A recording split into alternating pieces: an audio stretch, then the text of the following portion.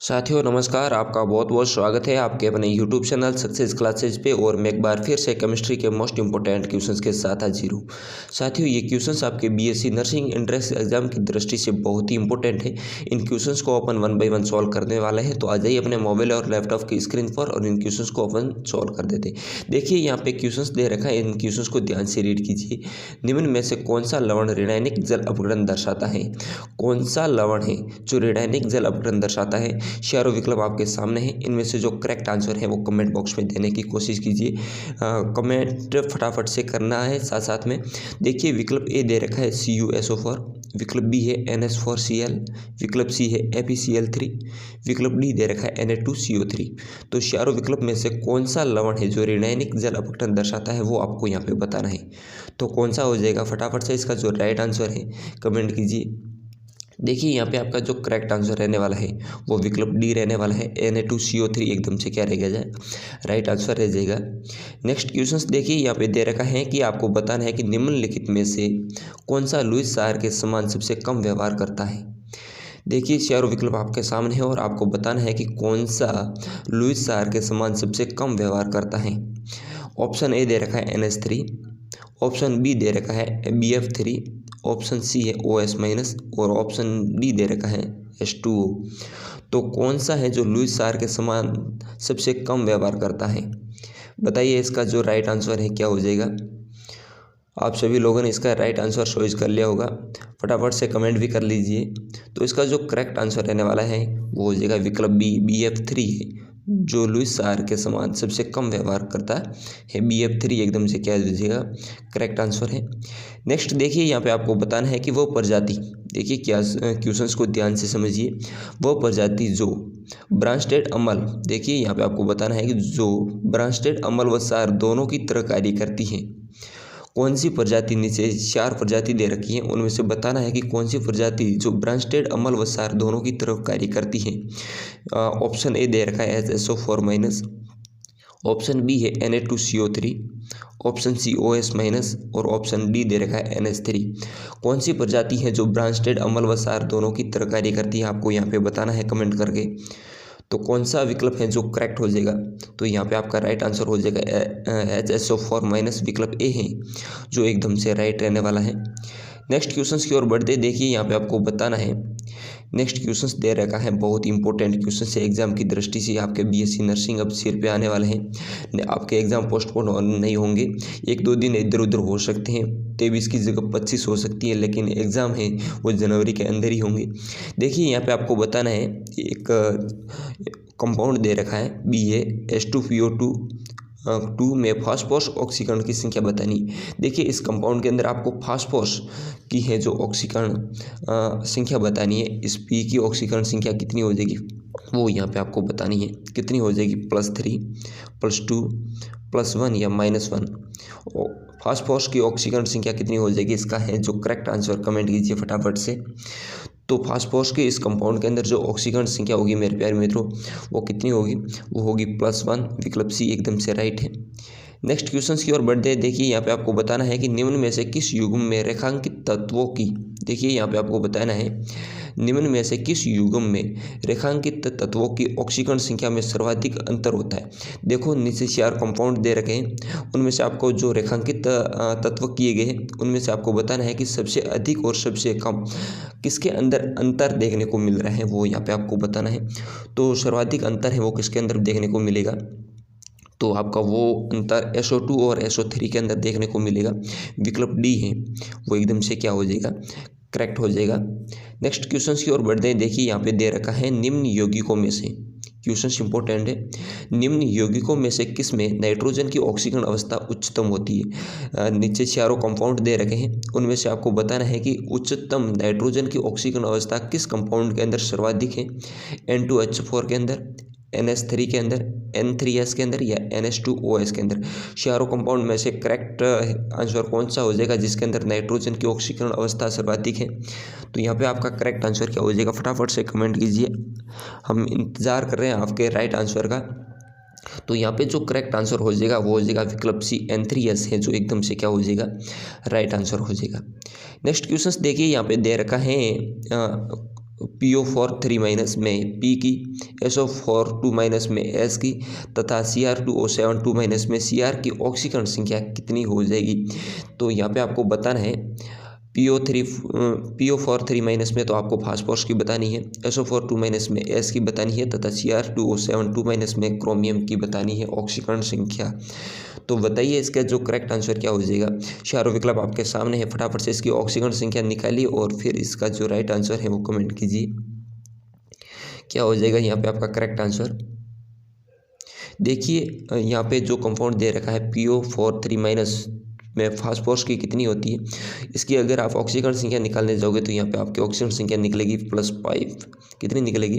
+5 होती है। SO4 2 minus में जो सल्फर की ऑक्सीकरण संख्या होती है वो होती है +6। कितनी होती है? +6। और Cr2O7 2 माइनस में होती है वो इसकी भी होती है +6। तो +5 +6 यानी विकल्प ए आपका यहाँ पे क्या रहने वाला है? करेक्ट रहने वाला है।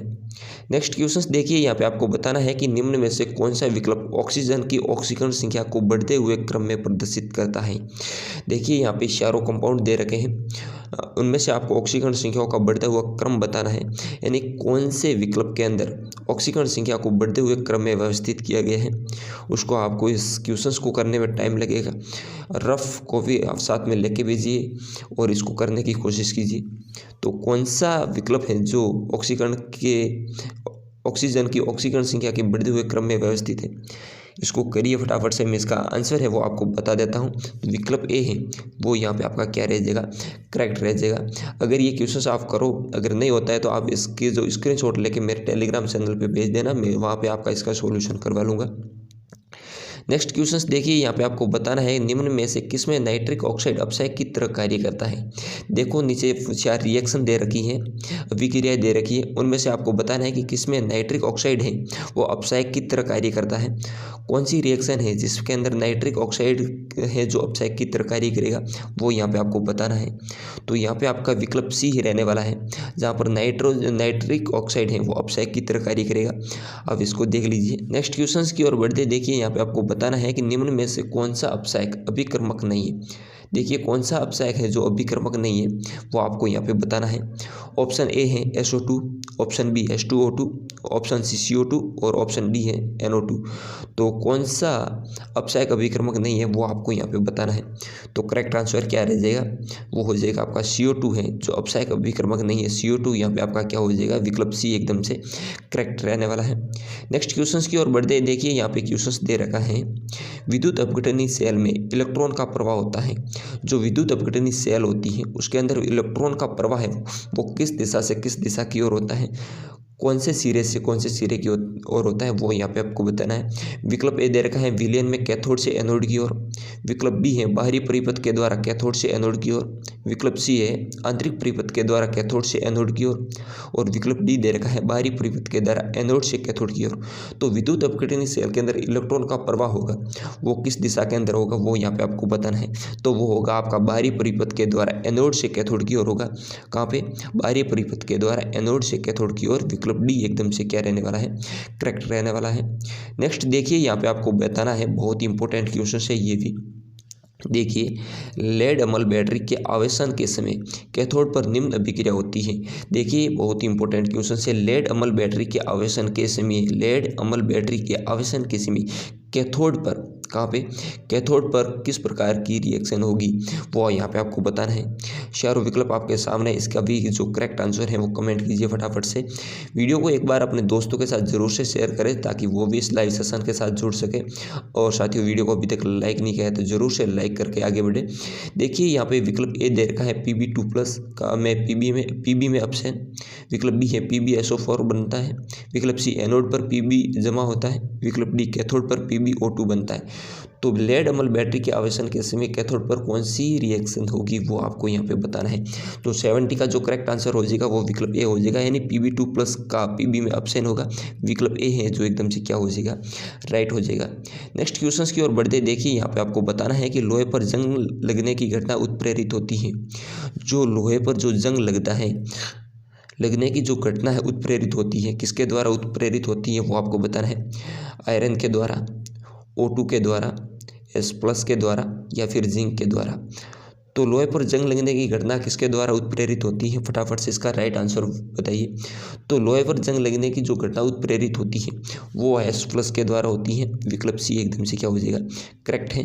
नेक्स्ट क्वेश्चन की ओर बढ़ते हैं। देखिए यहाँ पे आपको बताना है, इस क्वेश्चन को मैं थोड़ा सा जूम कर लेता हूँ। आधुनिक आवर्त नियम किसने दिया था? बहुत ही सिंपल सा क्वेश्चन है। आधुनिक आवर्त नियम देने वाले वैज्ञानिक का नाम बताना है। चारों वैज्ञानिक आपके सामने है। विकल्प ए दे रखा है लोथरमेयर, विकल्प बी निल्स बोर, विकल्प सी मेंडलीफ और विकल्प डी मोसले। तो आधुनिक आवर्त नियम किसने दिया था? इसका भी करेक्ट आंसर बताइए। तो आधुनिक आवर्त नियम देने वाले वैज्ञानिक आप मेंडलीफ करके मत आ जाना। आधुनिक आवर्त नियम दिया था वो मोसले के द्वारा दिया गया था। विकल्प डी यहाँ पे एकदम से क्या रहने वाला है? करेक्ट है। नेक्स्ट क्वेश्चन देखिए, यहाँ पे आपको बताना है कि आधुनिक आवर्त सारणी में तत्वों के वर्गीकरण का आधार क्या है? आधुनिक आवर्त सारणी के अंदर जो तत्वों को व्यवस्थित किया गया था, वर्गीकरण किया गया था, वो किसके आधार पर किया गया था? वो यहाँ पे आपको बताना है। ऑप्शन ए है परमाणु भार के आधार पर, ऑप्शन बी परमाणु आयतन के आधार पर, ऑप्शन सी है परमाणु आकार के आधार पर और ऑप्शन डी है परमाणु क्रमांक के आधार पर। तो आधुनिक आवर्त सारणी के अंदर जो तत्वों को वर्गीकरण किया गया था वो किसके आधार पर किया गया था? इसका करेक्ट आंसर हो जाएगा परमाणु क्रमांक के आधार पर। किसके आधार पर? परमाणु क्रमांक के आधार पर उसको व्यवस्थित किया गया था। विकल्प डी एकदम से राइट हो जाएगा। नेक्स्ट देखिए, यहाँ पे आपको बताना है कि तत्वों के वर्गीकरण के संबंध में, देखिए क्वेश्चन इंपॉर्टेंट है आवर्त सारणी से रिलेटेड। तत्वों के वर्गीकरण के संबंध में निम्न में से कौन सा कथन सही नहीं है? तो तत्वों के जो वर्गीकरण के संबंध में कौन सा जो कथन है वो सही नहीं है। चारों कथन आपके सामने हैं।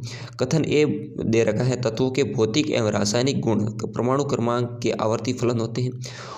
ऑप्शन बी दे रखा है, अधात्विक तत्वों की संख्या धात्विक तत्वों की संख्या से कम होती है। ऑप्शन सी दे रखा है, दीर्घाकार आवर्त सारणी में 18वें समूह होते हैं। और ऑप्शन डी है, फ्लोरीन की इलेक्ट्रॉन लब्धि एंथैल्पी क्लोरीन से अधिक होती है। तो कौन सा कथन है जो सही नहीं होगा? तो आपका डी, यानी फ्लोरीन की जो इलेक्ट्रॉन लब्धि एंथैल्पी होती है वो क्लोरीन से कभी भी अधिक नहीं होती है, कम होती है। ऑप्शन बी है जो आपका राइट हो जाएगा। नेक्स्ट क्वेश्चन देखिए, यहाँ पे दे रखा है, आधुनिक आवर्त सारणी को विभाजित किया गया है। देखिए आधुनिक आवर्त सारणी को किसके आधार पर विभाजित किया गया है वो आपको बताना है। तो यहाँ पे करेक्ट आंसर क्या हो जाएगा? चारों विकल्प देख लीजिए और उसके बाद में जो करेक्ट आंसर है वो बताइए। तो आधुनिक आवर्त सारणी को विभाजित किया गया है, तो वो करेक्ट आंसर क्या हो जाएगा? चारों विकल्प एक बार देख लीजिए। तो यहाँ पे जो आपका करेक्ट आंसर हो जाएगा वो हो जाएगा 7 आवर्तों में 3 छोटे व 4 बड़े, यानी कितने आवर्तों के अंदर विभाजित किया गया है? 7 आवर्तों के अंदर विभाजित किया गया है। उनमें से 3 तो छोटे आवर्त और 4 बड़े आवर्तों के अंदर विभाजित किया गया है। नेक्स्ट क्वेश्चन देखिए, यहाँ पे आपको बताना है, निल्स बोहर आवर्त का लक्षण नहीं है। तो निल्स बोहर आवर्त का लक्षण नहीं है, यहाँ पे आपका करेक्ट आंसर क्या हो जाएगा वो यहाँ पे आपको बताना है। तो यहाँ पे आपका करेक्ट आंसर हो जाएगा, यानी आवर्त में बाएं से दाएं जाने पर ऑक्सीय अम्लों की अम्लीय प्रकृति करती है। यानी अपन आवर्त के अंदर बाएं से दाएं जाएंगे तो अम्लों में, ऑक्सीय अम्लों में की अम्लीय प्रकृति है वो क्या करती है? करती है, लो होती है। विकल्प ए यहाँ पे एकदम से करेक्ट हो जाएगा। नेक्स्ट देखिए, यहाँ पे आपको बताना है कि तत्वों के आवर्ती नियम के अनुसार तत्वों के गुणों में भिन्नता संबंधित है। देखिए यहाँ पे आपका करेक्ट आंसर क्या हो जाएगा? तत्वों के आवर्ती नियम के अनुसार तत्वों के गुणों में भिन्नता संबंधित है। तो भिन्नता किससे संबंधित हो जाएगी? परमाणु संख्या से, परमाणु भार से, नाभिकीय द्रव्यमान से, न्यूट्रॉन या प्रोटॉन अनुपात से। तो यहाँ पे आपका करेक्ट आंसर क्या हो जाएगा? हो जाएगा परमाणु संख्या से। विकल्प ए एकदम से राइट है। नेक्स्ट क्वेश्चन देखिए, यहाँ पे आपको बताना है, इंपॉर्टेंट क्वेश्चन है। देखिए क्वेश्चन को, आवर्त सारणी के किस समूह में केवल धातुएं हैं? तो आवर्त सारणी के किस समूह के अंदर सिर्फ धातुएं ही हैं, बाकी कोई आपको दिखने को नहीं मिलेगी? तो किस समूह के अंदर? तो वो हो जाएगा फर्स्ट बी समूह के अंदर। विकल्प सी एकदम से करेक्ट है। नेक्स्ट देखिए, यहाँ पे आपको बताना है कि सीजियम किस ब्लॉक का सदस्य है? सी जो परमाणु क्रमांक 58 पे आता है, किस ब्लॉक का सदस्य हो जाएगा वो आपको यहाँ पे बताना है। तो ये हो जाएगा आपका एफ ब्लॉक का तत्व। कौन सा? एफ ब्लॉक का तत्व हो जाएगा। नेक्स्ट क्वेश्चन देखिए, यहाँ पे आपको बताना है कि कुछ तत्वों के परमाणु क्रमांक 12, 38, 4, 98 उन तत्वों का समूह कौन सा है जो आवर्त सारणी के समान वर्ग में उपस्थित है? तो उन तत्वों का समूह कौन सा हो जाएगा वो यहाँ पे आपको बताना है। तो क्वेश्चन नंबर 9 का जो करेक्ट आंसर होगा वो हो जाएगा बी, 12 80 और 4, ये विकल्प आपका क्या हो जाएगा, एकदम से राइट हो जाएगा। नेक्स्ट क्वेश्चन की ओर बढ़ते हैं। देखिए यहाँ पे आपको बताना है कि उस तत्व का परमाणु क्रमांक बताइए जिसके विन्यास में 4f कक्षक में युग्मन प्रारंभ होता है। देखिए बताइए कि उस तत्व का परमाणु क्रमांक बताइए जिसके विन्यास में 4f कक्षक में युग्मन प्रारंभ होता है। तो किसके अंदर होता है, विकल्प हैं 57, 58, 66 या फिर 65। 10वें का करेक्ट आंसर क्या हो जाएगा, वो हो जाएगा आपका 65। विकल्प डी एकदम से क्या हो जाएगा, करेक्ट है। नेक्स्ट क्वेश्चन की ओर बढ़ते हैं। देखिए यहाँ पे आपको बताना है कि परमाणु क्रमांक 81 वाला तत्व किस ब्लॉक का है। परमाणु क्रमांक 81 वाला तत्व है वो किस ब्लॉक का है, वो यहाँ पे आपको बताना है। S block, P block, D block या फिर एफ ब्लॉक, कौन से ब्लॉक का हो जाएगा, फटाफट से इसका राइट आंसर कमेंट कीजिए। तो यहाँ पे आपका 81 वाला तत्व है वो पी ब्लॉक का हो जाएगा। विकल्प बी एकदम से करेक्ट है। नेक्स्ट देखिए यहाँ पे आपको बताना है कि निम्न में से किसकी आयनिक त्रिज्या का मान अधिकतम है। देखो नीचे चारों विकल्प दे रखे हैं, उनमें से आपको बताना है कि किसकी आयनिक त्रिज्या का मान है वो सर्वाधिक है। लिथियम प्लस की, फ्लोरीन माइनस की, O2 माइनस की या फिर B3 माइनस की, B3 प्लस की। तो किसकी आयनिक त्रिज्या का मान सर्वाधिक हो जाएगा, फटाफट से इसका करेक्ट आंसर कमेंट कीजिए। तो वो यहाँ पे आपका करेक्ट आंसर रहने वाला है, वो हो जाएगा O2 माइनस की आयनिक त्रिज्या होगी वो सर्वाधिक होगी, अधिकतम होगी। नेक्स्ट क्वेश्चन देखिए यहाँ पे आपको बताना है कि निम्न युग्म में परमाणु त्रिज्याओं का मान लगभग समान है। यानी किस युग्म के अंदर परमाणु त्रिज्याओं का मान है वो समथिंग एक समान है। तो यहाँ पे पोटेशियम व Sr का, स्ट्रोंशियम का, विकल्प बी है एल्यूमिनियम तथा मैग्नीशियम का, विकल्प सी दे रखा है सोडियम तथा नियोन का, और विकल्प डी है ऑक्सीजन तथा नाइट्रोजन का। तो किसकी परमाणु त्रिज्या का मान लगभग समान है वो यहाँ पे आपको बताना है। तो हो जाएगा ऑक्सीजन तथा नाइट्रोजन की त्रिज्याओं का मान है वो क्या है, लगभग समान हो जाएगा। विकल्प डी एकदम से राइट है। नेक्स्ट देखिए यहाँ पे आपको बताना है कि तृतीय आवर्त के तत्वों की परमाणु त्रिज्या सोडियम से क्लोरीन तक क्रमशः है। यानी अपन सोडियम से क्लोरीन की ओर बढ़ेंगे तृतीय आवर्त के अंदर, तो उसके अंदर क्या अंतर देखने को मिलेगा, उसकी परमाणु त्रिज्या क्या कम होगी, बढ़ती है, नियत रहती है या बढ़ती है परंतु क्रमश नहीं बढ़ती है। तो वो आपको बताना है, परमाणु त्रिज्या बताना है। सोडियम से क्लोरीन की ओर बढ़ेंगे तो क्या होगा, वो आपको यहाँ पे करेक्ट आंसर बताना है। तो क्या होती है, सोडियम से क्लोरीन की ओर बढ़ेंगे तो परमाणु त्रिज्या है वो कम होती है। विकल्प ए एकदम से क्या हो जाएगा, करेक्ट हो जाएगा। नेक्स्ट देखिए यहाँ पे आपको बताना है आवर्त सारणी में जिस समूह में फ्लोरीन सबसे ऊपर है, सबसे ऊपर से नीचे की ओर जाने पर निम्न में से कौन सा गुण बढ़ता जाता है। देखिए यहाँ पे आपको बताना है आवर्त सारणी के अंदर समूह में फ्लोरीन सबसे ऊपर है, फ्लोरीन से उसमें ऊपर से नीचे की ओर जाने पर, देखिए फ्लोरीन से नीचे की ओर जाने पर कौन सा गुण बढ़ता है। आयनिक त्रिज्या बढ़ेगी, ऋण विद्युतता बढ़ेगी, क्रियाशीलता बढ़ेगी या फिर आयनन विभव बढ़ेगा, वो यहाँ पे आपको बताना है। तो ऊपर से नीचे जाने पर आयनिक त्रिज्या क्या होगी, बढ़ेगी। विकल्प ए यहाँ पे एकदम से करेक्ट रहने वाला है। तो साथियों ये थे अपने केमिस्ट्री के कुछ इंपॉर्टेंट क्वेश्चंस। ये क्वेश्चंस आपको कैसे लगे मेरे प्यारे मित्रों, क्वेश्चंस अच्छे लगे हैं तो वीडियो को जरूर से लाइक करके अपने चैनल को अभी तक आपने सब्सक्राइब नहीं किया है जरूर से सब्सक्राइब करके बेल आइकन प्रेस कर दे। ऐसे इंपॉर्टेंट क्वेश्चंस आपके इस चैनल पर लगातार फिजिक्स, केमिस्ट्री, बायोलॉजी के हर रोज आते रहेंगे। और साथियों वीडियो को अभी तक अपने दोस्तों के साथ शेयर नहीं किया है जरूर से शेयर करें, वो भी इन क्वेश्चंस का लाभ उठा सके। अपना एग्जाम है या 23 जनवरी को तो नहीं हो सकता, पोस्टपोन होगा, लेकिन संभावना है 25 जनवरी के आसपास होने वाला है। तो साथियों मिलते हैं नेक्स्ट वीडियो के साथ, तब तक के लिए जय हिंद, जय भारत।